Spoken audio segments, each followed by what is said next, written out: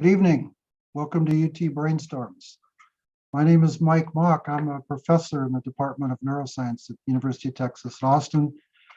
And our department, the Department of Neuroscience, presents UT Brainstorms as our way to share our passion and our knowledge about neuroscience and neuroscience research, how it affects our lives, and to learn from you with your questions and what you find interesting. Now, since tonight I'm both the MC and the speaker, it's my privilege to share some of the things that I know about one of my passions, which is also related somewhat to my research, which is how our brains learn and execute skilled movements.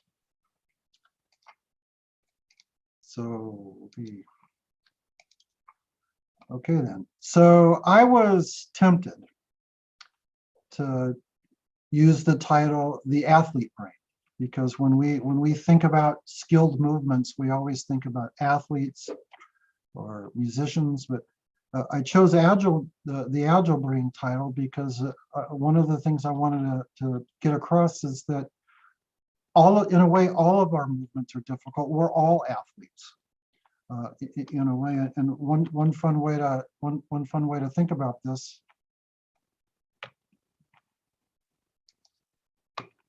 is to have a look at robot fails. And so this is from a robot competition. And the thing is that as smart as engineers are, and as amazing as computers are, and as fast as they are, it's a very challenging computation. It's tough engineering, even just bipedal locomotion. And we don't intuit it that way. One of the challenges in teaching this to UT undergraduates is to get across the notion that in fact this is hard because we don't experience it that way.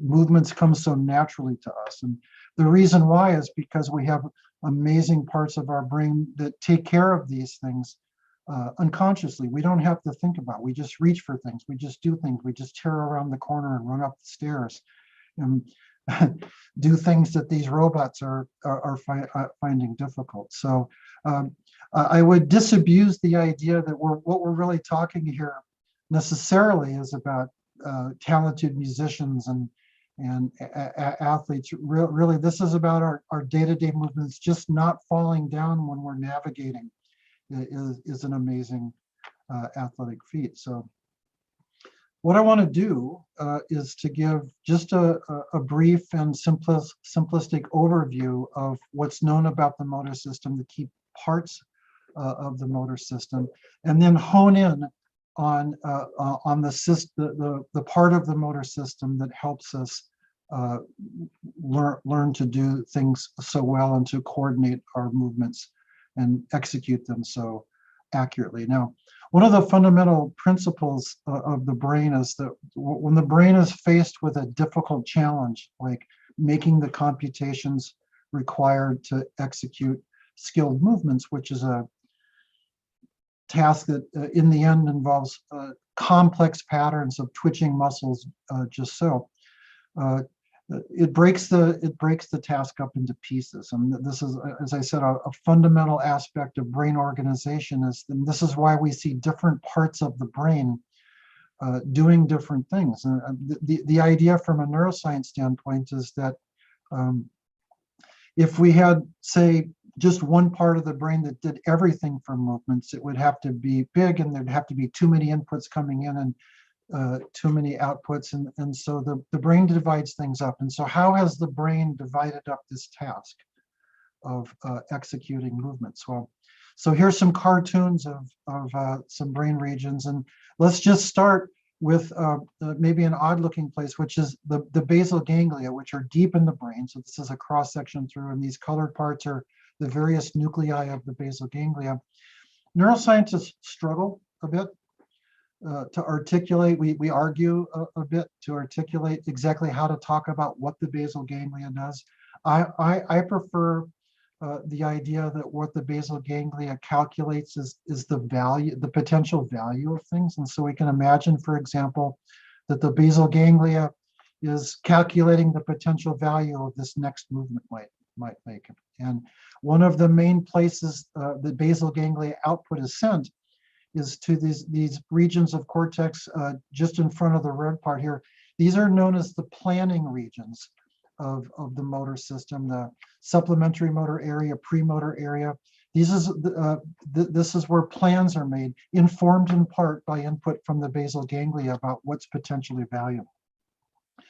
Then next to it, just in front of the central sulcus, is a primary motor cortex. This is the main part of cortex that is responsible for actually initiating movements. When we make a voluntary movement, it's initiated by activity here. There's a map of the body, kind of a distorted map of the body along here. So for example, there's a rather large representation of the hand because we do quite complicated things with hand movements.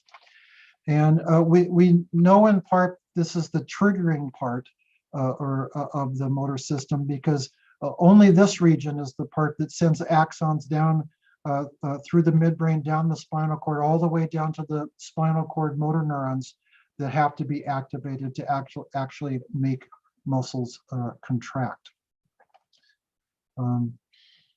And I should mention, it's actually rather fascinating and underappreciated, but there's a variety of really quite fascinating computations that happen even in the spinal cord to decode those signals and to contract the correct muscles.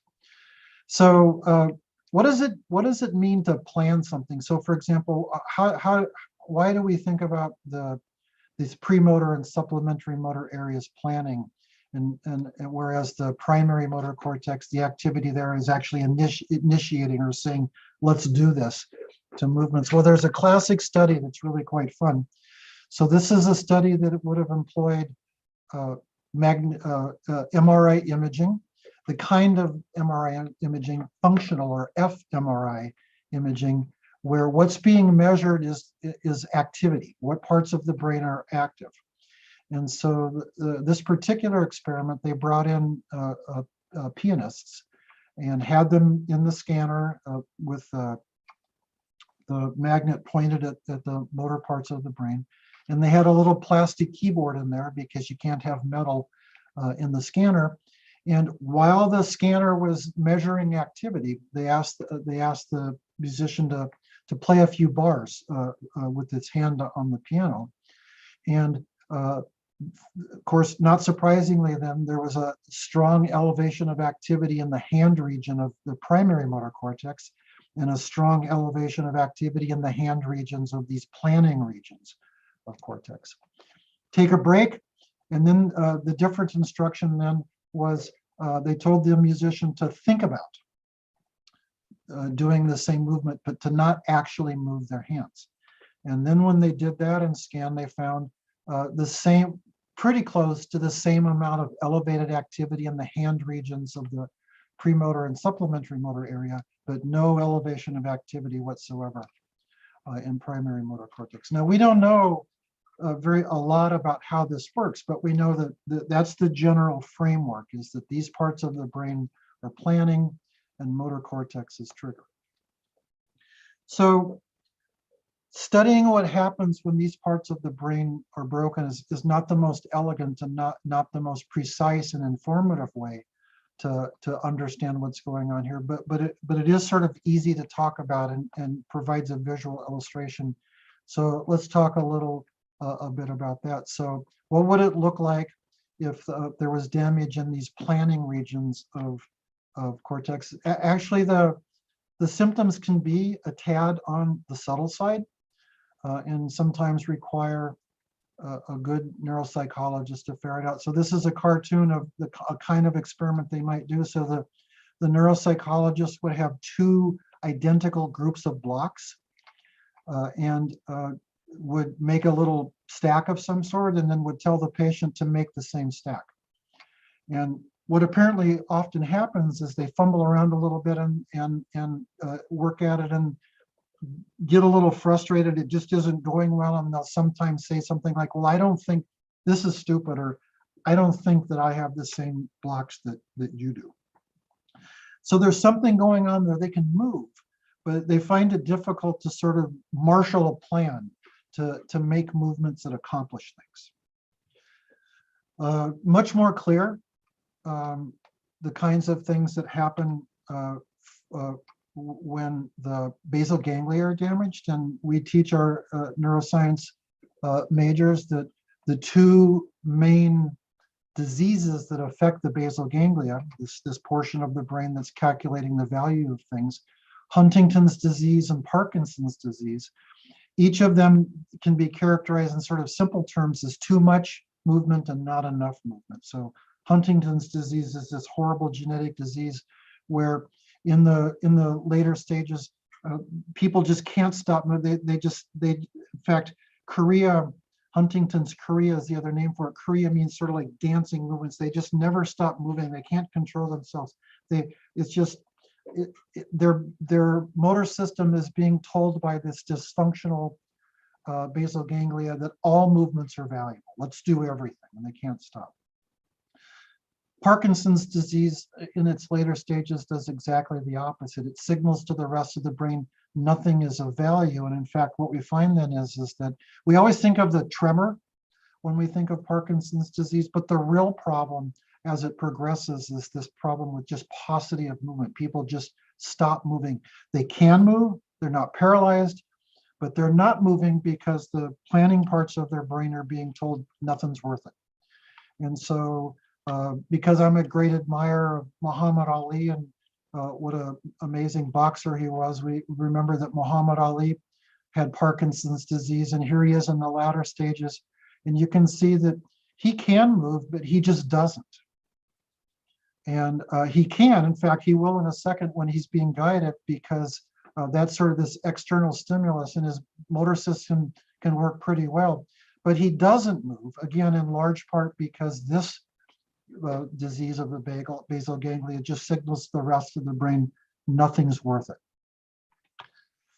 So we've got, is it worth it? Should we do it? Let's make a plan. And then now the damage to the rest of the parts of the motor system are a lot more straightforward. There's just paralysis. When people have strokes that affect primary motor cortex, they're just paralyzed. If they have a stroke that affects the hand region, then they're unable to make voluntary movements with the hand on the other side of the body. Same holds then, though, if the axons are damaged, if the spinal cord is severed, anything, if there are problems with the motor neurons downstream, as there is with Lou Gehrig's disease, amyotrophic lateral sclerosis, where the motor neurons die, that all just results in paralysis. Now, we teach our students that there are subtle differences between the paralysis that's produced by damage in motor cortex and paralysis that's produced by damage downstream, but that's a medical school topic beyond what we're doing here. Now, that's kind of an overview. So if we kind of recap then, if we were going to make a reaching movement with our hand, for example, the basal ganglia is calculating that that's valuable. That information is being used by premotor cortex to make a plan. Motor cortex says, let's do it. Travels down the spinal cord, some clever contributions from the spinal cord, and the reaching movement happens. Now you'll notice that I've said nothing about what makes the movement accurate. And in fact, the motor cortex and these regions of the motor system that I've spoken about so far, they can't contribute very much to the accuracy of movements. This is really about what are we going to do? What's the plan? Let's do it. If that's in general what we're doing, I know which category of muscles to twitch. That's kind of what the spinal cord was doing. As it turns out, then the accuracy comes from the contribution of the cerebellum, which is this softball size part of the brain at the kind of the base. If you grab the back of your neck, your hand is sort of cupped around your cerebellum. Now we're going to break this down in detail, but the overview is this. if we're continuing this sort of explaining things in words, what's happening, so value, let's make a plan, let's do this. The cerebellum is informed by all those things, and its contribution is basically, if that's the plan, if that's what we're going to do, then I predict, based on previous experience, that we should do it like so. Contract the muscles this much. So two of the key words there were predict and based on previous experience. And what that says then is that the style is to predict. Here's how we do it. And the trick that requires is learning. Based on previous experience implies learning. You can't make a good prediction if you haven't learned from previous experience what's a good prediction. So damage to the cerebellum, very clear. Now, I should mention, this is true for the basal ganglia, this is true for the cerebellum. It's well known now that both of those regions have, there are parts of them that contribute to cognition and not to just movements. That's true for the cerebellum, true for the basal ganglia, but this is a motor system discussion, so we're focusing on that. This is a video of a woman who's had a stroke that's damaged a large part of her cerebellum, and this is the patient, and this is her physical therapist, and you'll see that she can move, but everything is wrong. Everything is uncoordinated, inaccurate. Everything she does is too much or not enough. You'll see that she's going to reach for this post here in a bit, and it's going to take her 3 tries to get it. She moves, but she just misses. Now, like is always the case in science and medicine, we've got 37 ways to describe this. There's one word that I think encapsulates everything, which is dysmetria. Dysmetria means mismeasured, and that's really what's happening here. Is that what's lost here is the measurement. Every movement. Notice she picks up her leg too far. She kind of moved her hand a little bit too much there. She misses this post 3 times. She can't balance because she leans too much. She leans not enough. And so what's really missing here is measurement. Every movement is too much or not enough. And this is what the cerebellum provides through it does. Now, here's a patient with a more focal lesion just on one side. This is a classic test if the damage is affecting the arm region of the cerebellum. And so here's the normal side of his body, and this is the neurologist who said, just touch your nose. So you and I can do this, so can he. Here's the affected side. It's the same thing. You'll just see that it's just measured, and particularly as he gets close to the finish line, it's just a mess. He just cannot quite get his finger to go exactly where he wants it to, and it hovers around there. That's called a cerebellar tremor. Sometimes I feel like we really shouldn't call it a tremor. What he's doing is he misses and he tries again, and he misses and he tries again, and he just keeps missing over and over again. So the fundamental thing about cerebellar damage is that that the accuracy of our movements, the measure of our movements is gone, and this is what the cerebellum contributes. So we'll talk about the cerebellum, and in terms of how it does this and what the computation is, and we'll talk a little bit about what happens inside of the cerebellum to do that computation. But I just want to give a couple of fun factoids to start. So just to show you how complex computations about movements really are. So the cerebellum, it's not a small structure. It's about the size of a softball. It comprises on the order of about 1/7, maybe 1/8, between 1/7 and 1/8 of the volume of our brains. Now, there's an old joke that they used to think that there were about 40 billion neurons in the human brain until they discovered that the cerebellum itself has 40 billion neurons. And so it's an interesting factoid that in our brains, approximately half of the neurons in our brains are in this smallish structure in the cerebellum. So whatever it does computationally, it needs a lot of neurons to make that happen. So, and what it does, as I mentioned earlier, is that it makes predictions. And so I want to speak next about why predictions. And we're almost going to break things down the way an engineer might here. Like, why would you use prediction as your strategy to make movements accurate? And so let's talk about. So we're going to get a little conceptual. And so this just a little conceptual diagram. So what I'm imagining here is the x-axis is time. So this would be the movement unfolding in time. And let's say the y-axis is distance for reaching. So in the blue here is maybe a command for motor cortex. The hand's here, and at this point in time right here, the motor cortex says we need to move our hand up here. All right. Now, control theory engineers would almost invariably attack this task by using feedback. Feedback is the idea then that a feedback system notices the difference between what's supposed to be and what is, and if there's a difference, it pushes in the direction of the difference. And so that can lead to very accurate movements. So I wrote a little program that did this, and so here it is, sort of moving towards the goal by being driven by how much the difference. So you see it slows down. It slows down as it gets close to the goal because the error is smaller, and so it's pushing less hard. Feedback is a relatively simple computation, and it's quite easy to implement in a way that produces very good accuracy.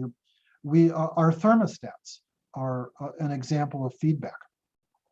You set it at 72 degrees, and if it's cooler than that, it notices the difference, turns on the heater, and it slowly moves up to the target temperature, and then when it gets there, it turns off the heater. And it's very good. It's a very good way of doing things. The problem is this. The problem is this works fine if it's okay that movements are slow. But as we try to speed up movements, things are okay for a while, but it's just an inherent property of using feedback that if we reach a point where we're trying to go so fast that it'll overshoot, and because it's trying to go so fast that by the time the feedback notices that you're getting close to the finish line, it's too late to stop, and it goes past.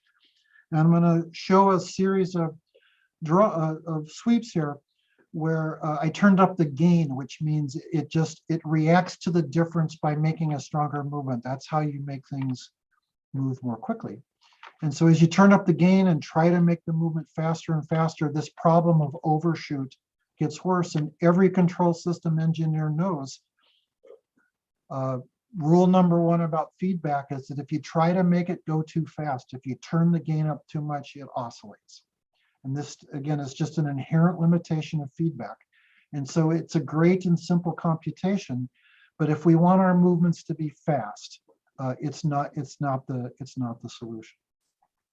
Well, the other solution it's called feed forward or feed forward prediction. I'm just going to call it prediction here. And so what does that mean? Well, the idea now is here we are, we're at that moment in time where we've just noticed that motor cortex has said, hey, we need to move the hand. Here's the target. We need to move the hand up here. And instead of noticing the difference between where we are and that and using the feedback to move that direction, we're just going to make a prediction or a guess right here. Okay. Basically, if we were thinking out loud as the cerebellum, we'd say, okay, I'm going to guess that we push this hard. We twitch the muscles this much. We're going to just predict it. And because we're predicting, we can push really, we're not limited by how fast it can go. We can say, go, here we go, but do it this much. And if we get the prediction right, then we can make a very fast and very accurate movement. The burden or problem with prediction is that it's not a guarantee that the prediction will be right. We might predict undershoot and make a prediction that pushes the hand not enough or too much. And the problem here then is that we can't expect that this system would be wired in or endowed from birth with knowledge of these predictions. And so what prediction means here, then the burden of prediction is that these predictions have to be learned. We have to implement a system that both predicts and that can learn from its mistakes to adjust predictions so that they're always getting better and finding their goals. And this is what the cerebellum does. So when we see this woman and she's having so much trouble just walking and making movements correct and everything, what she's doing now is that she has a motor system that doesn't really know how to do things accurately. It was her cerebellum through a lifetime of experience that had learned all of these predictions. If you're walking forward, pick up your leg this much. If you're reaching for that post, reach this much. And with her cerebellum damaged, that lifetime of learning in the service of prediction is gone, and what she's left with is that she can just kind of hunt and peck and try until she gets lucky and grabs the post or does what she does. And so this is the scheme, is that the cerebellum is a system that can make predictions, and it has a capacity for learning that it can learn from its mistakes in the service of always fine-tuning predictions to make our movements accurate. So how does this work? How does the cerebellum do this impressive task? And so we're going to break this down somewhat conceptually and keep it simple in the beginning. So here's my gray box, which is the cerebellum.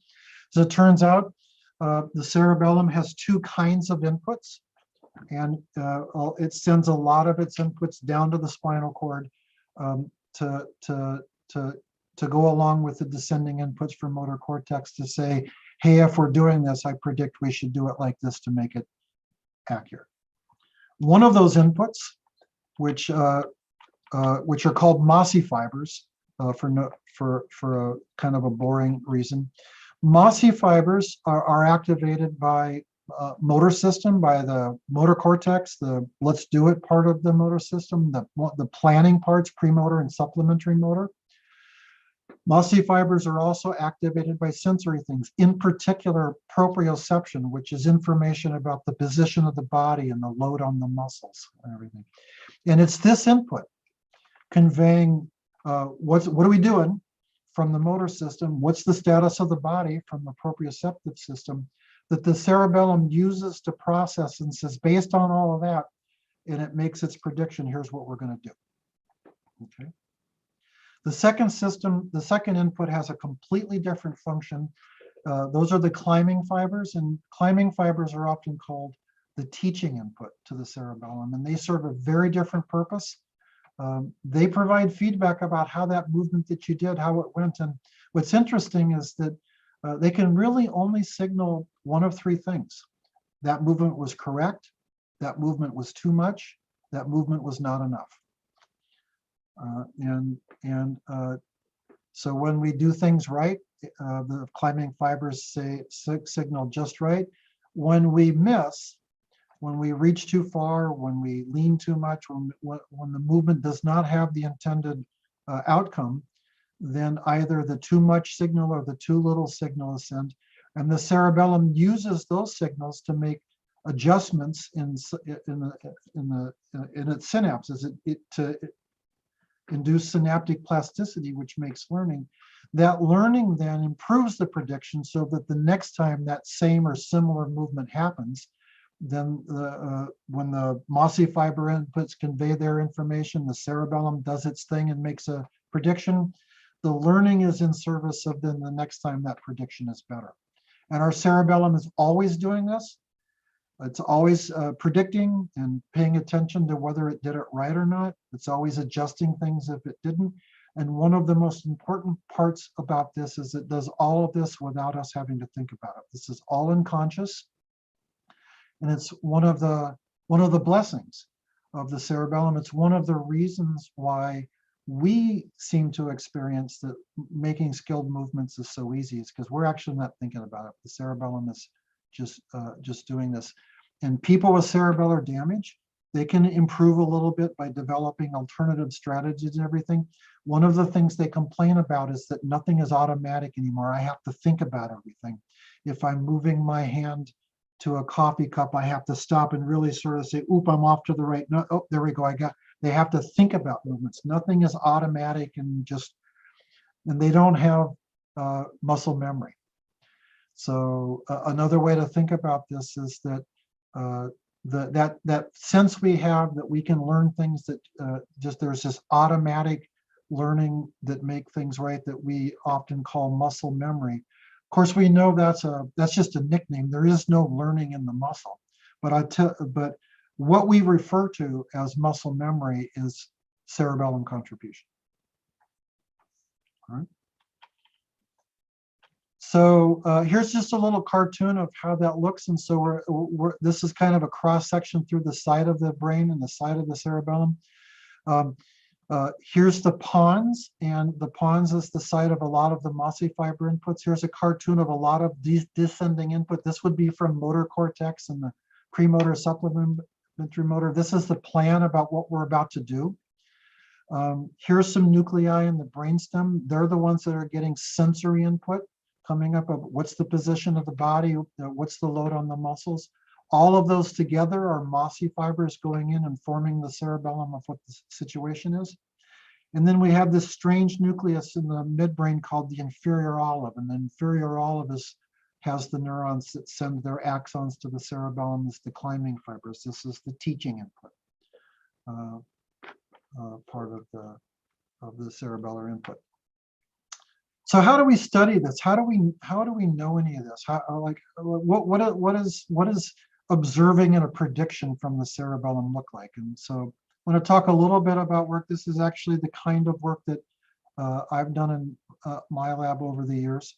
And I'm going to try to strip away the details as much as possible. But suffice to say that we have tricks where we can measure a movement, and we have ways of activating mossy fibers as if we're saying, here's a command. And we have ways of sort of tricking the climbing fibers coming from the inferior olive to signal that was just right, that wasn't enough, or that was too much. And so we can sort of implement an artificial form of learning in the lab where we activate the mossy fibers as the signal. At the end of that, we might activate the climbing fibers to say that wasn't enough.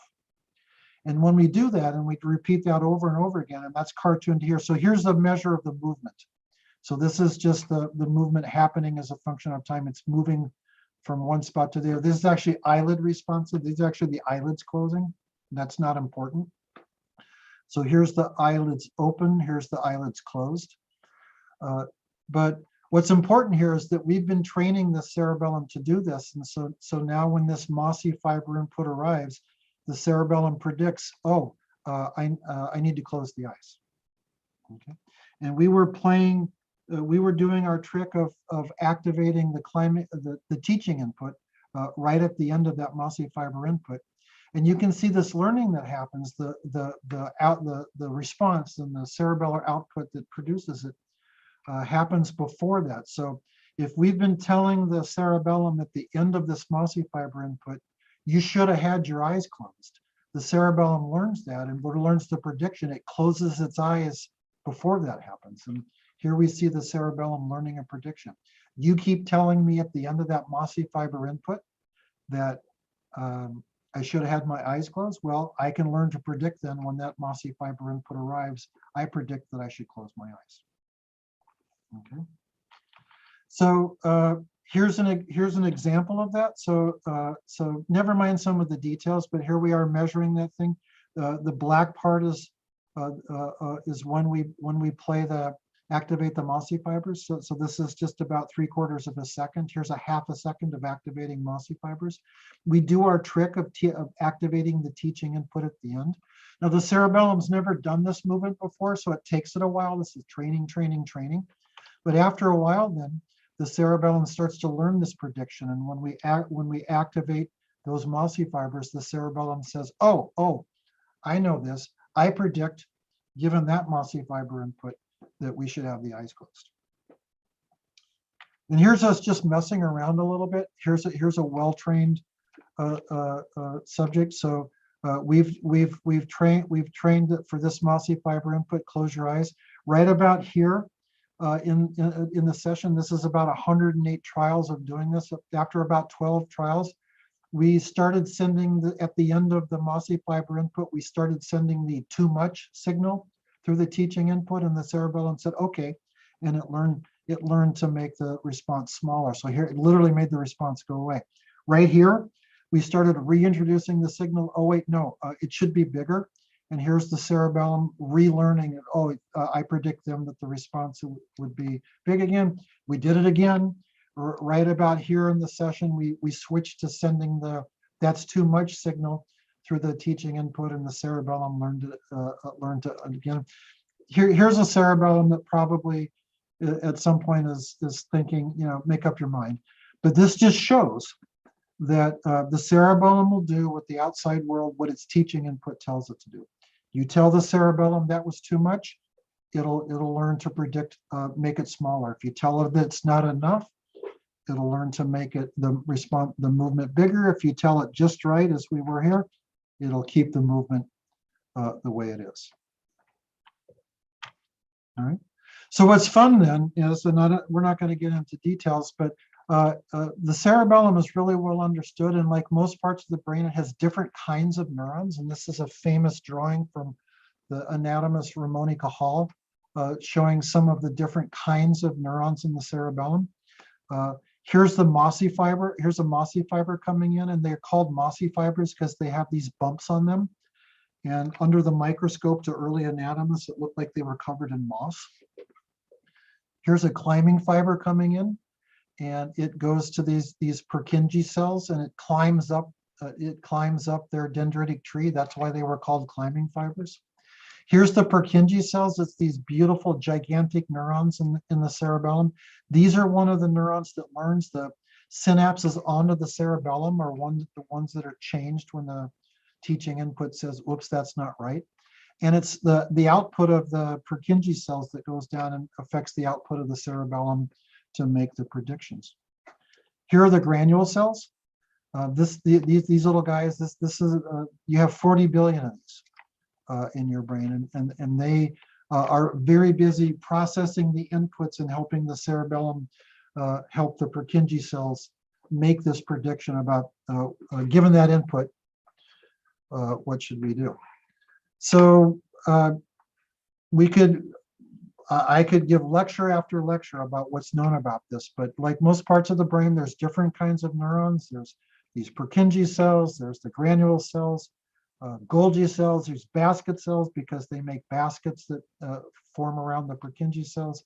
Let's see, here's a stellate cell, a Guardo cell. We know how these neurons are wired together.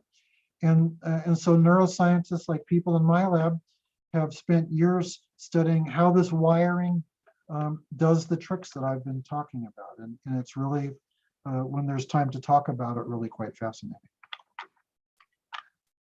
So I want to just hone in on one trick, one really clever trick, just to focus in on one of the little mechanisms that's going on there. I want you to imagine that this is a cartoon artist rendition of a synapse in the brain. So here's the presynaptic part, the sending part. Here's the postsynaptic neuron whose activity would be changed by activating the synapse. This isn't a cartoon of a cerebellar synapse, but pretend that it is. It's no big deal. So there's this interesting thing happens. So let's imagine that this is a synapse that's activated by mossy fibers when we reach for something, and its activation helps influence the activity of this neuron. And this neuron helps influence the output of the cerebellum, and the output of the cerebellum is the prediction that helps the movement be correct. That happens, come to find out the movement's not correct. The teaching input sends its signal back, and that signal actually is broadcast through the entire postsynaptic cell here. But one interesting thing is it arrives about a quarter of a second after this synapse was active. So this synapse was active, helped control this neuron. That activity, as we're going to find out a little later, was not correct because the prediction was not correct. But that teaching signal comes back a quarter of a second later, broadcasts the signal through the whole cell. Now, how does that signal know to go back in time and affect the synapse, only change the synapses that were making the mistake in the first place. Sounds impossible, like backwards time travel to fix. As it turns out, there's a really simple mechanism, an Elliot mechanism that does this. I can conceptualize this in more of a cartoon. So we can imagine here's time. So that synapse is active. And then a little while later, that gave rise to cerebellar output. A little bit after that, the movement actually happens. And at the end of the movement, we're going to find out that it might have been an error. And at the end of that error processing, only then does that teaching input go all the way back to the cerebellum, and it has to affect the synapse. So how does it do that? How does it, again, look backwards in time to do that? Turns out each time these synapses are active, they generate a little internal signal. It doesn't affect the way they affect the downstream neuron. It's just a little private signal that happens right there locally inside of it. That's triggered by activity, but is delayed. So when this synapse is active, with about a quarter of a second delay, this little internal signal rises. As it turns out, when the error signal through the climbing fiber arrives, it only affects synapses whose private little signal is high. So to be eligible to be changed by this error input, you had to have been one of the synapses that was active about a quarter of a second ago. That makes perfect sense because it was the synapses that were active a quarter of a second ago that did something wrong, that led to the wrong output, that led to the movement that was an error that gave rise to this error signal in the first place. So beautiful little example about how clever biology is. Okay. And so that's how that signal solves that problem, is that there's a mechanism inside of here that says when there's the cell-wide signal that has been broadcast by the teaching input, and it overlaps in time with a little private signal that's happening in the cerebellum, the strength of this synapse is altered, and it's altered in the direction that helps fix the error. It's made stronger. Well, actually, things are upside down in the cerebellum. That synapse is made weaker if the request from the teaching input was more. It's made stronger if the request from the teaching input was less. There's a reason why inside of the cerebellum that makes sense. So I thought I'd end with something fun, and one of the things that we always hope to be able to do is to translate what we know about all the nuts and bolts of what's going on in the brain to our everyday lives. And so we could ask, for example, so what does this mean about how we should train as athletes or musicians, or what can we do to help learn better movements? And I can't help using baseball as my vehicle to do that. Now I have to say, I'm actually here kind of inspired by and channeling one of the cleverest questions I think we've ever had at a UT Brainstorms. It was several years ago, I think in maybe our second season, where I was doing a Brainstorms on Alzheimer's disease. And the unfortunate message was there's no cure, there's no pill you can take.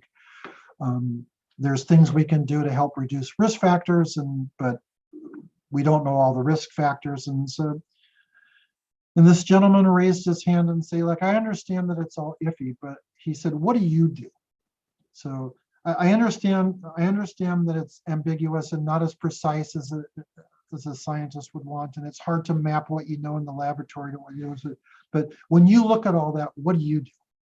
And I just thought that was the most clever question. It was just the right way to say, sweep away the uncertainty and what do you think? And so I'm going to do that here, which is what I'm going to say. I can't say is based on some particular paper that I read or experiment that I've done, but it's me channeling what this gentleman said, which is how I approach these things given what I know about the brain. And so again, I want to use baseball. And by the way, congratulations to David Ortiz, who was elected to the Baseball Hall of Fame yesterday, one of the great hitters of his time.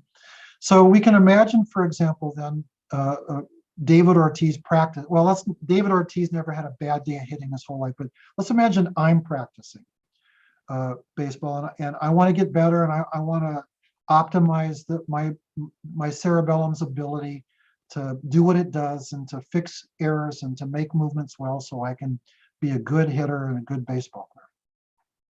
So one of the things that can get in the way is ambiguity. So these error signals come in, and if it's ambiguous what the error signal ought to be, then that can diminish the cerebellum's role. So for example, imagine that I'm taking batting practice and I'm trying to improve and things aren't going well. I'm not hitting the ball right. The problem is there's kind of a credit assignment problem, as neuroscientists talk about. So what's going wrong? Are my swing mechanics bad? Am I not tracking the trajectory of the ball well? Is my timing off? And so given what I know about the cerebellum and the way this works, my solution to that is I try to break things down. So for example, if I'm working on the mechanics of my swing, I hit off the tee. I don't want to make things, I don't want to be dealing with the trajectory of the ball or timing. And so I really want to focus on, is my swing right? I take a swing and I imagine that was wrong. My elbow was too high, or my hands dipped too lower. And so I'm really sort of imagining that I'm helping my cerebellum receive clear and accurate and unambiguous error signals. That was wrong, that was good, etc. Now, then when I go take batting practice, then I have a very strict rule. I do not work on the mechanics of my swing while I'm taking batting practice. Now I'm focusing on tracking the trajectory of the ball. I'm focusing on visual things. I'm focusing on timing. Again, so that the error signals can be about what's going on, and the cerebellum can get an unambiguous error signal about maybe what ought to be fixed. If I sense, for example, that something's going wrong because my mechanics are breaking down, I stop taking batting practice. I go back to the tee. So one insight I think that I take away from this is to break things down and try to make error signals unambiguous. The second one that's kind of fun, and I'm going to use a video from one of my favorite Astros players, Kyle Tucker, is consistency. So if the cerebellum is getting inputs from mossy fibers that say, I predict you should do this, if there's a lot of variability from one movement to the next about what that is, that's bad. And all athletes seem to gravitate toward these rituals, and they get real consistent. You think of a basketball player taking free throws. They have this little ritual they do before they shoot. And tennis players, when they serve, they do exactly the same thing every time before they serve. And I just want you to watch here. This is Kyle Tucker. He's a great young hitter for the Astros, and he's amazing. This guy's a robot. He does exactly the same thing every time he steps in the plate. Now, he's just taken a pitch, and I couldn't find a video that did the whole thing. First thing he does is he smooths the dirt with his feet. Then he steps out of the box, and he's just bent over and grabbed some dirt, and he's rubbed the dirt in his hands because he's a cool guy. He doesn't use batting gloves. Now, I know what's coming next because he does it the same time, same thing every time. Okay, he's just rubbed his hands. Okay, he's going to do the dirt a little bit. He's going to adjust his belt. He's going to he's going to wipe off the dirt, step in with his left foot, step in with his right foot, wipe off the sweat off his nose, point the bat, and do this. And I'm telling you, if we watch 20 at-bats of Kyle Tucker doing this, he does exactly the same thing every time he steps in. And after this pitch was over here, he stepped out of the box, he smoothed the dirt, he bent over, he got dirt, he did his hands, he adjusted his belt, he stepped in, he does the same thing every time. I think athletes actually, and maybe musicians as well, sort of naturally come to understand that consistency is really important, that consistency really helps the cerebellum do its job as well. So breaking things down and consistency are kind of my two mantras when I'm trying to help my cerebellum do its job to learn things well. So that's my brainstorms. Just a quick recap then. So the brain breaks down the task of movements into pieces, planning, what's the value, let's do this, decoding things in the spinal cord, but it's the cerebellum using learning in the service to constantly improve these predictions that is responsible for always working to make our movements coordinated and accurate. All right. So that's what I have to say. And so what I'm hoping then is that you've already been typing in questions into the chat. If not, now's a good time. And I am happy to just answer questions until it's time to stop. So, oh, look at that, all sorts of questions, fantastic. So,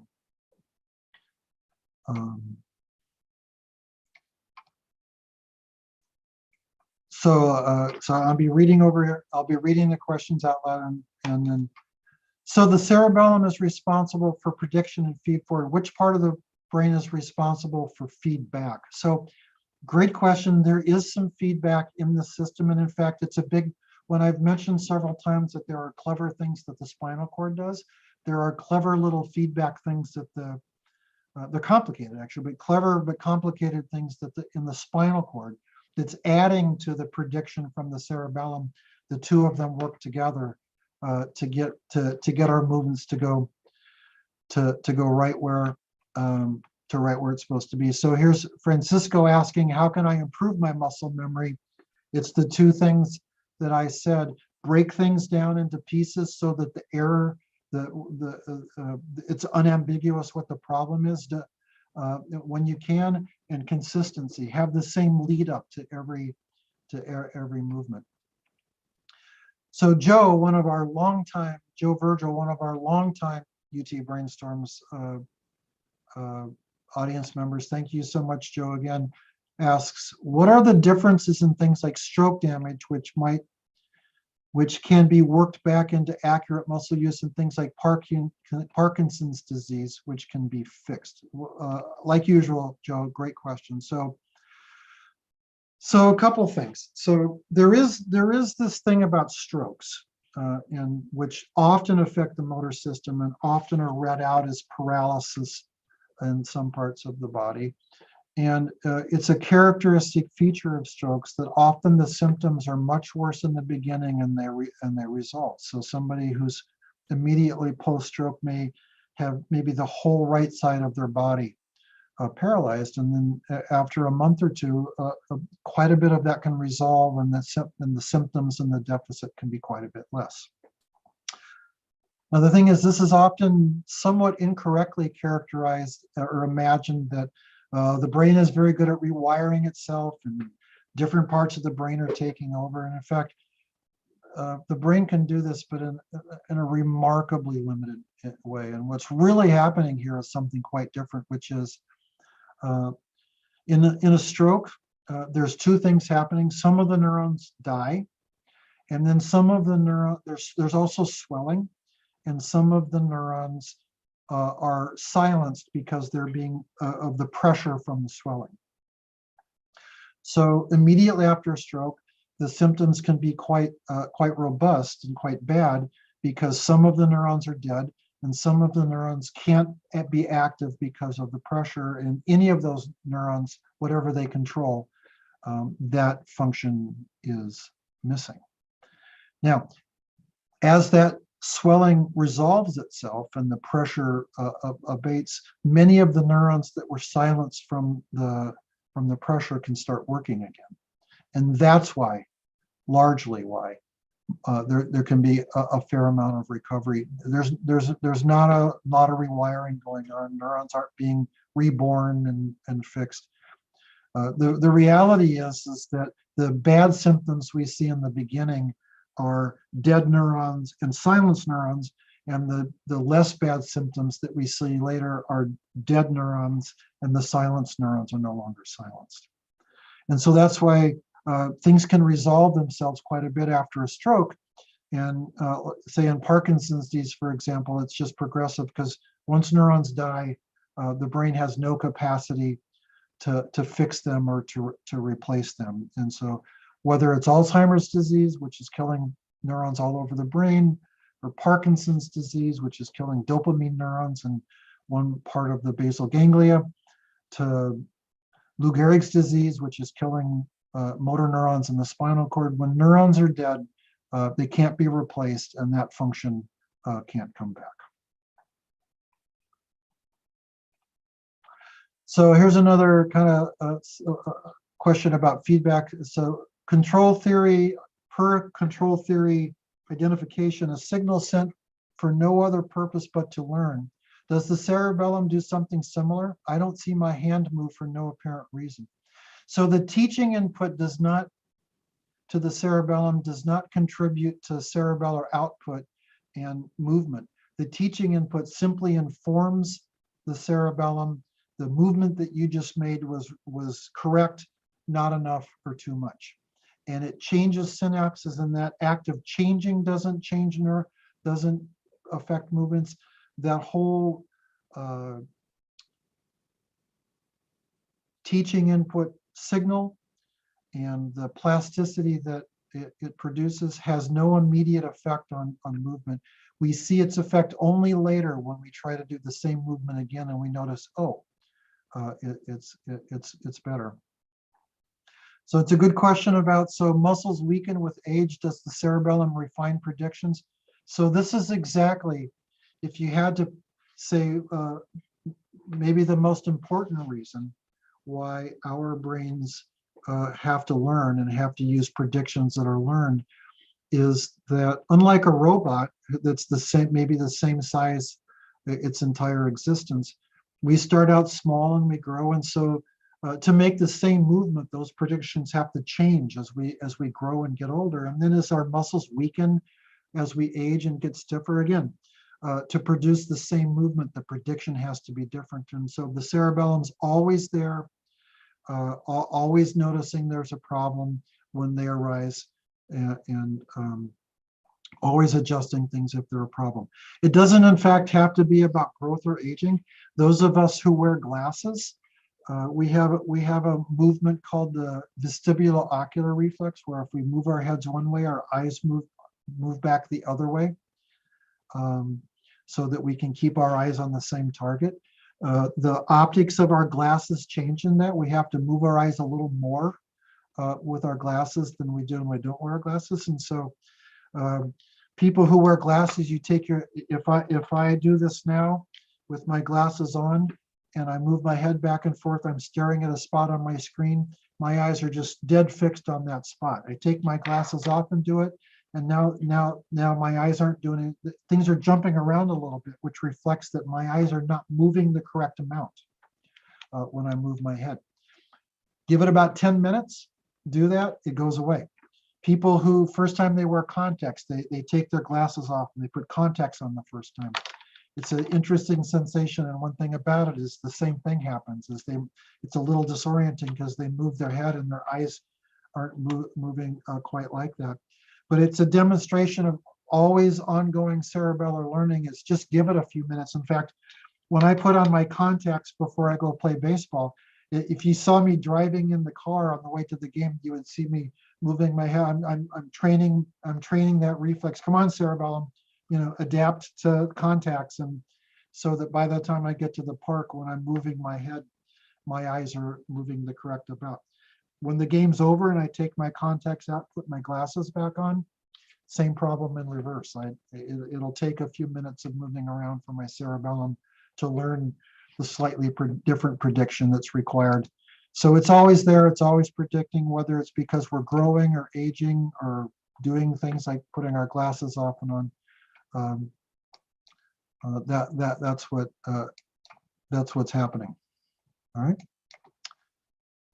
So I see another question typed in. So what is it about the computation of the cerebellum that requires that half of the neurons of the brain are in the cerebellum? It's a great question. So not only, it's even more specific than that. Not only is it the case that half of the neurons in your brain are in the cerebellum, half of your neurons in your brain are one kind of cerebellar neuron, those granule cells. So it's a fact of the cerebellum that cerebellar researchers have worked on for decades to understand. We feel like we don't really understand what the cerebellum's doing or how it's doing it until we understand why on earth the cerebellum needs so many granule cells to do that.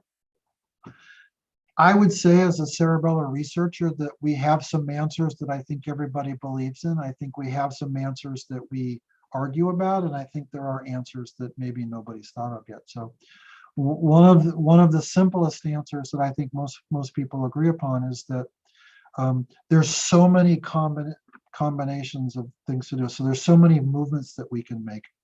There's so many movements, there's so many starting positions. Like we can make the same movement, but start from many different body positions. And so each of those has to be encoded in the cerebellum. So there's a combination of MASE fiber inputs that says, we're going to do this.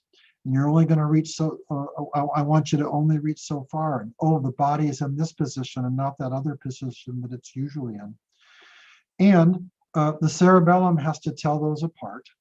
And so it just needs a lot of neurons to be able to say, when this small subset of granule cells are active, it means this one circumstance. When this small subset of granule cells is active, it means this other circumstance. We need to be able to tell those circumstances apart and potentially learn to do different predictions. And so the cerebellum just needs and it's the granule cells that are encoding. It's this circumstance, it's this circumstance. There are so many possible circumstances that the cerebellum just needs this incredibly large number of neurons to do that. So what's interesting then, and this is somewhat related to, I'm paraphrasing a little bit from one of the other questions. Why are those Purkinje cells so big? I showed you earlier that one odd factoid is that half the neurons in your brain are granule cells. Another odd factoid is that the neurons, the Purkinje cells, in fact, it's the neurons that the granule cells talk to and make synapses on. Those are the biggest neurons in the vertebrate brain. So why do they have to be so big? Funny thing, or sort of oddly, it's kind of the same answer. Because there are so many granule cells, and that encode so many different circumstances, and those circumstances are conveyed to the cerebellum by granule cells making synapses onto Purkinje cells.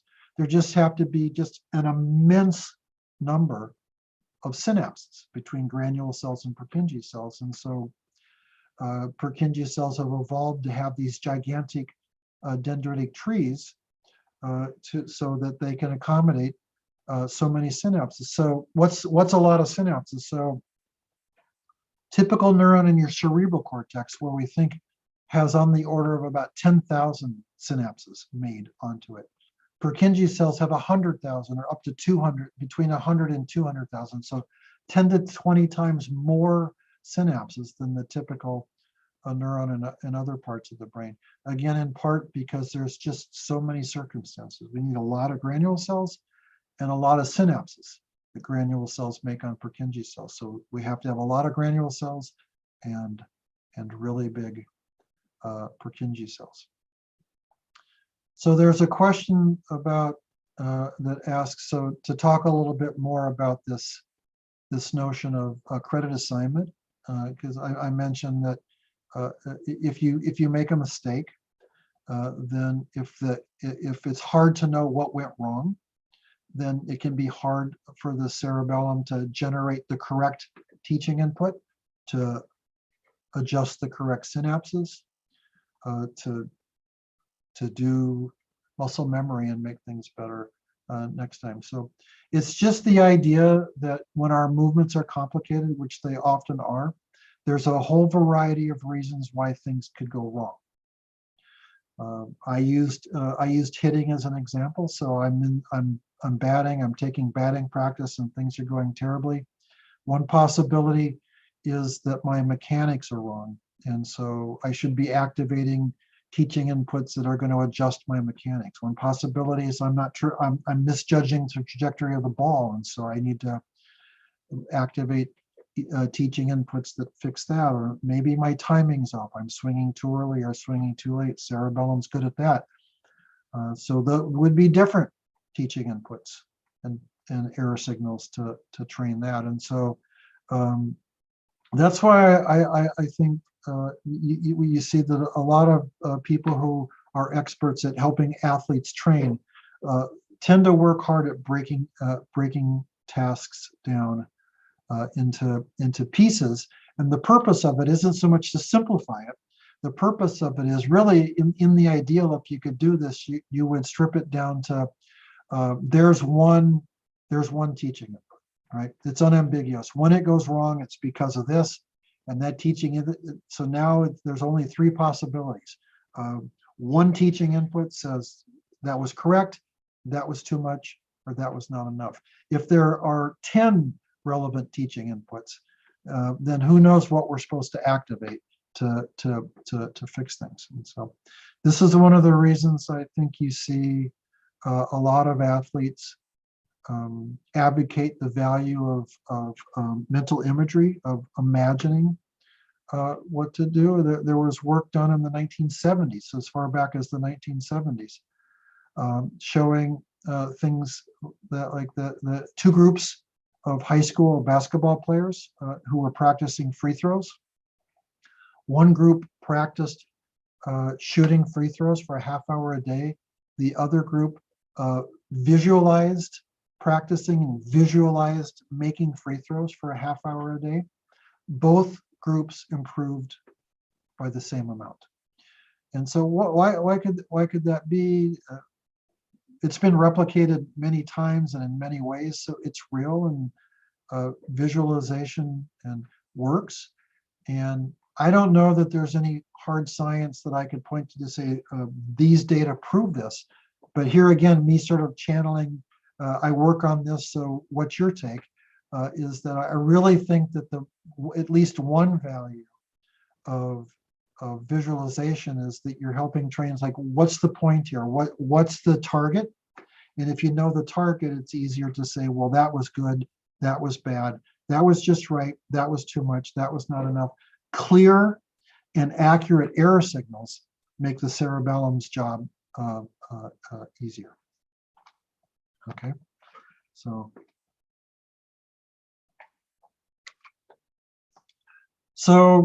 people often ask,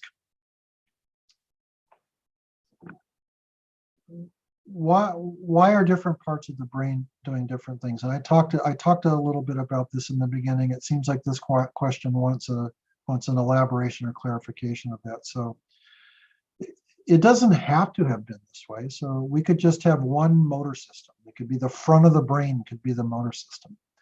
And inside of that front of the brain motor system, you could be calculating the value of things. You could be making a plan. You could be triggering. You could be calculating what needs to be calculated to make it accurate. And we just don't see that. That is just not the way the brain is organized. And the question is why. And this is one of these things that there are ideas, and there are ideas that we debate and argue about, and agree sometimes and disagree sometimes. But one of the most common ways that we read people thinking about this, and that I think only a small number of people would take issue with, is that so what's happening in these parts of the brain is neurons are calculating things. They're passing signals back and forth. Those signals mean something about what's happening, like the teaching input, like a Mosse fiber input saying, here's the plan, or a teaching input, a climbing fiber input to the cerebellum saying, that wasn't enough. These signals mean something, and they have to be used in a way that's useful, that what's coming out of that brain region is an improvement over what was coming in. That's the purpose of computation in the brain, is that signals come in and then something clever happens to those signals, so that what the signals going out are useful and are different and serve a different or better purpose. And what we just know is that we're working with neurons. They're simple. We need a lot of them to do things. And so just doing simple calculations with neurons requires a lot of neurons and wiring.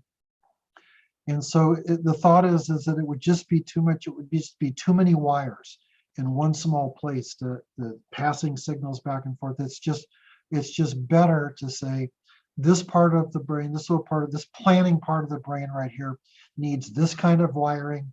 It needs this kind of inputs. It needs this way of the neurons talking to each other. And when it's done, this is the output will come out. And then that can get sent to the triggering part of the primary motor cortex part of the motor system that has this different job and maybe needs slightly different wiring and has to process, gets different inputs and has to process them in a different way. And the purpose of its outputs are different. And so the idea then is just that if you're calculating things with these little teeny neurons that can just kind of transform inputs to outputs and do a couple of clever things, that you just need unique wiring and unique physiology of the neurons to do this computation here, to do that computation there. And the way that seems to work best is to break up the task into pieces so that this part of the brain does this and this part of the brain does that. Of course, one consequence of that, one sort of both interesting in a way and kind of eerie in a way, is that what this means then is that brain damage can have really damage of different parts of the brain can have eerie and kind of unusually specific effects. So in the motor system, we see, for example, that problems with the basal ganglia, you can still move, but you do too much or you do not enough. Damage to the planning parts of the motor cortex, you can move, but if you pay attention enough, you'll notice that sometimes there's no point to it, or that the movements fail to accomplish something important. Kind of an obvious outcome if you damage primary motor cortex. All this planning and all this calculating of value can happen, but if you can't say go, then it isn't gonna happen. If we pop down to the cerebellum, then damage there, because its job is to make predictions in the service of accuracy. Then what goes away is coordination. There's no problem with too much or not enough movement. There's no problem with planning movements. There's no problem with initiating movements. But the movements that are done are just done incorrectly and cannot be fixed. They can't get better. And that leads, actually, that's a nice segue into one of the other questions, which is, can these cerebellar patients get better? Can their movements improve? And the answer is yes. So the video of the woman walking down the sidewalk with her therapist, that's what it looks like when the damage is fairly recent. That the symptoms can be quite severe. Odds are, give that woman about a year, and her movements would look better. They certainly would not be back to normal, and you could certainly tell that was something wrong, but it would also certainly not look quite that bad. That's often misinterpreted as, well, there you go, some things are getting fixed in the cerebellum. That's not true. That other parts of the brain are rewiring to do what the cerebellum does. That's also not true. What's happening then is that we're just resourceful, and we can learn alternative strategies. So cerebellar patients, for one thing, learn to slow down. Since they have no predictions, most of what they do is kind of based on feedback. They learn to slow down. They learn to stop and concentrate and really sort of visually guide and watch where their hand is going. And like I said, they often complain of two things, even after they've really adopted some strategies where their movements, at least at the surface, look a lot better. They'll say, I can't do anything fast. And every time I do something, I sort of have to stop and focus only on that. I just cannot sort of talk to you and reach for my coffee cup without thinking about it. So a cerebellar patient would literally have to pause this, excuse me for a second, and really focus on reaching for the cup, and then say, okay, what were we talking about? So things are slower and are not automatic anymore. And the fact is, these alternative strategies, they help, but nothing's ever quite as accurate or as coordinated as it used to be. So let me scroll through here. I saw one. Give me a second. So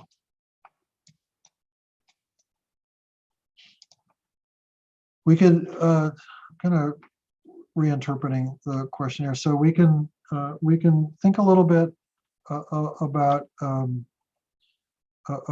why is it so important that the question is really about why are there both motor inputs to the cerebellum, and these are the mossy fibers. Now, why are there motor inputs to the cerebellum, and then also sensory inputs? In fact, one of the things that people used to say about the cerebellum, because half of its mossy fibers approximately are activated by these descending signals to say, here's what we're thinking about in terms of movements, and half of them are ascending signals from the spinal cord saying, hey, here's what's going on in the body.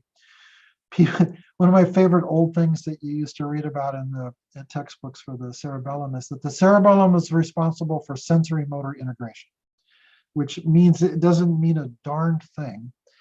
It's really just sort of a way of reminding ourselves that it gets sensory input, it gets motor input, and when you break it, movements go bad. 30, 40 years of research, we can say much more specific things, that the cerebellum learns predictions. That's such a more meaningful and to the point thing to say. But why does the cerebellum need so much sensory input? Isn't it enough just to know a little bit about the body, but really that what you would need to know most is what's motor cortex and premotor cortex asking us to do? Well, so kind of an interesting way to think about that is that there's an extremely rare syndrome called large fiber neuropathy. So the axons traveling up and down our spinal cord are different diameters. Fatter the axon, the faster the information flow, the faster the conduction of. The largest of all the fibers in our spinal cord are the ones carrying proprioceptive information from the spinal cord back up to the cerebellum. And there's a autoimmune thing that can happen where almost overnight people can wake up, and what's happened is that for unknown reasons the immune system has had a brain fart, and it has attacked these largest axons, and now they can't conduct their signals. That's why it's called large fiber neuropathy, a problem with the largest fibers. So this is an utterly devastating condition, and it produces symptoms that look a lot like cerebellar damage, only much more severe. And I like when I'm teaching this in UT classes, I like to stop the lecture right about now and say, because I want them to sort of imagine, like, how important do you think sensory input is? And one way to ask that is, I've just described the syndrome, and I said, so when this person wakes up in the morning and they have this, like, how bad do you think their movements have been affected? And get a variety of answers from, well, they're clumsy, to it looks like cerebellar damage. And then, as it turns out, the answer is that, and there's a great book written by a patient and his neurologist describing this and how he worked so hard to overcome it. The answer is that it took this guy about a month, almost a month, before he could sit up in bed without help. That's how bad. That's how bad the movements are. And so it's very important. Things break down terribly if you rob the cerebellum of that sensory input. Why? Well, if you think about it, making a movement involves moving something from one place to another.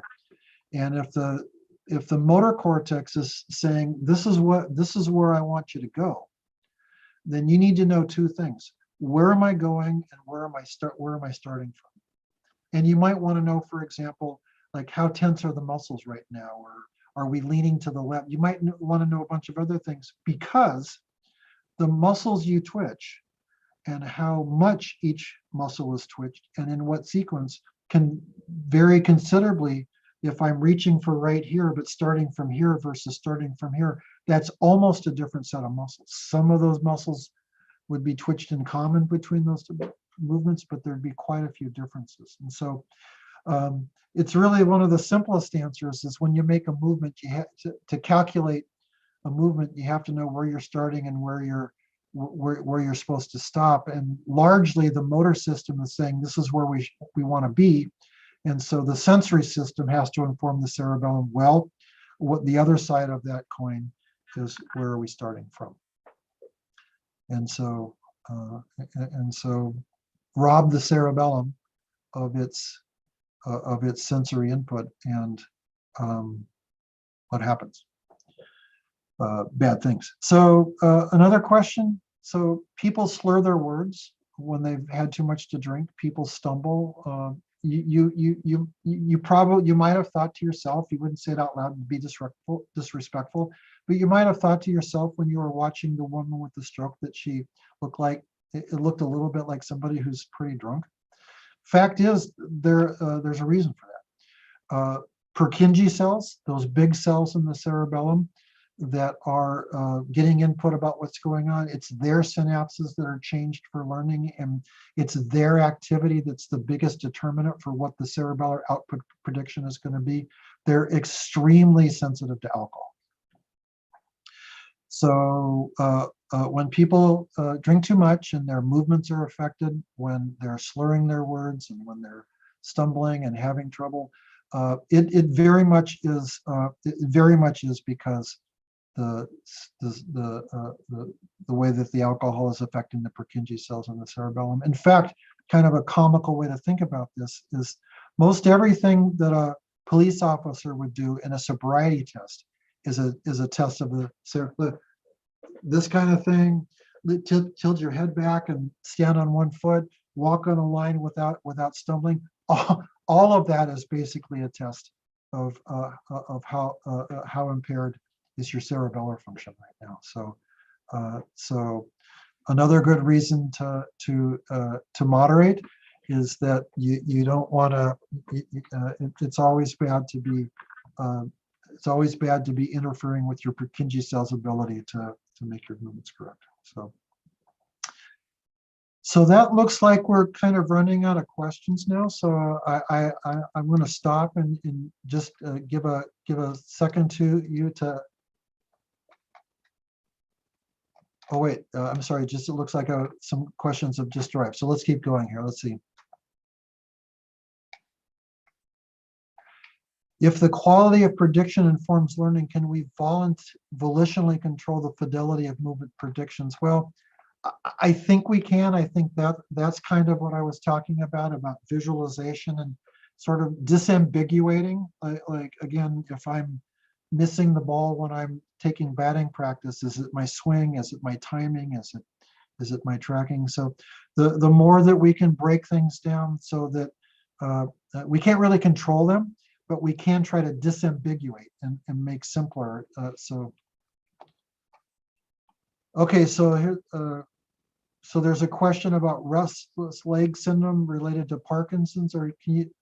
So restless leg syndrome is not about the cerebellum. It's actually more about the basal ganglia, and I don't know a lot about it other than I do know some things. So for example, there's something similar called essential tremor, which can look a little bit like Parkinson's of the disease, and in fact, it has a tremor. In fact, it can be a little bit difficult, at least in the beginning, for a neurologist to differentially diagnose those.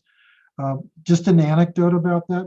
My mom, as it turns out, has Parkinson's disease, and I was visiting her many years ago, and she had a tremor, and she had gone to the neurologist, and the neurologist had diagnosed it as essential tremor. But I was looking at her, and this is occupational hazard of being a neuroscientist. I'm looking at her and I'm thinking, that's Parkinson's disease, you know? So next thing you know, I'm Googling things because I don't know anything about diagnosing Parkinson's. I just know what's happening in her brain and partly what it looks like. So what I discovered in my Googling is something that you can't do in a neurology clinic, but you can do in the privacy of your own home, which turns out to be a really reliable differential diagnosis between this essential tremor, which won't generally progress, in Parkinson's disease, which is a completely different problem with wills. It turns out, have them drink a half a glass of wine. Turns out alcohol diminishes essential tremor, and alcohol makes Parkinson's symptoms worse. In fact, I have a friend who has essential tremor, and he has his half a glass of scotch every night at 5 o'clock and claims that it's purely medicinal because it really calms down his tremor. So the next day, I made my mom drink it. I told my mom this, and I made her drink a half a glass of wine, and sure enough, her symptoms got worse. And I made my mom go back to the neurologist, and sure enough, she had she was properly then diagnosed with Parkinson's disease. So is the consistency you advocate for specific to pre-performance, like pre-movement routines, or I'm being asked to speak about interleaving motor tasks in cerebellar training. Okay, so if you, it's a good question, and I don't know that those things that Kyle Tucker does 10 seconds before he steps in the box is really helping make more consistent patterns of mossy fiber activities you swing. But I think he's just picked up on the idea that the more consistency is, the better things are. It's more of an attitude maybe than an actual benefit in the moment. But you will find one of the things that kinesiologists have seen about the difference between trained athletes and the rest of us is that we can make often the same movements they do, but they're way more consistent from one instance of that movement to the next. The variability is really small, and they have somehow found a way to help train their cerebellum to do pretty much the same thing every time. Here's a good question. Does the cerebellum learn involuntary muscle movements? So just a point of terminology. Remember that we don't think about, or we don't actually, it's beyond our control what the cerebellum's doing, but it's involuntary that way. But I know what you mean is like involuntary movements, like the heart and the diaphragm and things like it. And the answer is no. The cerebellum points its predictions specifically at our voluntary movements, presumably because we need them. It's important that they're accurate. So last question, because we're almost out of time. Are there individual differences between abilities to learn motor skills and what causes this? And so I know from, sad to say, from being a very mediocre baseball over the years, you're darned right that there's individual difference. There are just some people that are a lot better than this than the rest of us. And we don't know why, you know? I mean, I always think of like Pele, maybe the best athlete of the era, or the soccer player. Like, what is it about Pele's cerebellum, or what is it about Wayne Gretzky's cerebellum, or what is it about Michael Jordan's cerebellum, or Ted Williams, or Kyle Tucker, David Ortiz? We don't know. It's possible that it's not of course, much of it is physical, but some of it, it's possible that it's not so much that their cerebellum is different, but again, they have learned how to use their cerebellum and optimize the inputs that go into their cerebellum so it can do its job better than maybe the rest of us have. So there's a couple more questions. I'm sorry, we should really stop, but thank you again so much for all the questions. Thanks for being here. Thanks for your support. Thanks for so many of you coming to so many of these. And I'll just tell you, we'll keep doing brainstorms until people aren't interested. Visit utbrainstorms.com to see the upcoming schedule. We've got 4 in well, this one, and then February, March, and April, and planned, and more on the way. So thank you for your interest, and hope to see you at Brainstorms next month. Good night for now, and be safe and take care.